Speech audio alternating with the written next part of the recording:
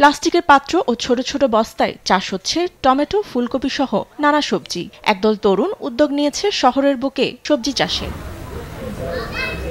এটি উগান্ডার কাম্পালা শহরের কাময়কায়া অঞ্চল, যেখানে মানুষ জীবিকা নির্বাহে প্রতিদিন ব্যয় করে $1 কম। এই হতদরিদ্ররা আশার আলো দেখছে শহরাঞ্চলে সবজি চাষের মাধ্যমে। 2024 সালে ফেব্রুয়ারিতে community development and livelihood project শুরু করে এই প্রকল্প। এই উদ্যোগের প্রধান লক্ষ্য বেকারত্ব দূর করা এবং খাদ্যের অভাব পূরণ করা, সেই সঙ্গে তরুণ সমাজে মাদকের অপব্যবহার রুখে দেয়া।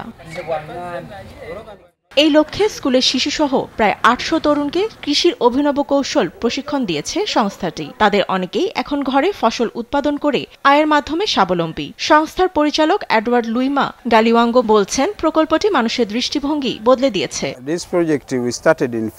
ফেব্রুয়ারিতে আমরা যে প্রকল্প শুরু করেছি এর প্রয়োজনীয়তা অনেক আগেই অনুভব করেছি।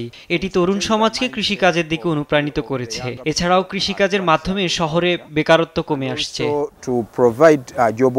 নোরা বোসা প্রশিক্ষণ নেয়ার মাধ্যমে দাদির বাড়ির আঙ্গিনায় শুরু করে চাষাবাদ। স্থানীয়দের মতে, তরুণ সমাজ উদ্যোক্তা হয়ে উঠছে এবং ব্যস্ত থাকায় নিজেরা অন্যায়ের পথে পা দেয়া থেকে বিরত থাকছে। এই প্রকল্পটি সমাজের তরুণদের একটি গঠনমূলক কাজের স্থান তৈরি করে দিয়েছে। নানা ধরনের অসৎ সংগঠনে যুক্ত হওয়া থেকে বিরত রেখেছে। এর পরিবর্তে তারা ফসল চাষ করছে। পরিচালক গালিওয়াঙ্গো আশা করছেন, এই প্রকল্পের পাশাপাশি আরো 4টি নতুন প্রকল্পের প্রশিক্ষণ কেন্দ্র স্থাপন করবেন কাম্পালায়।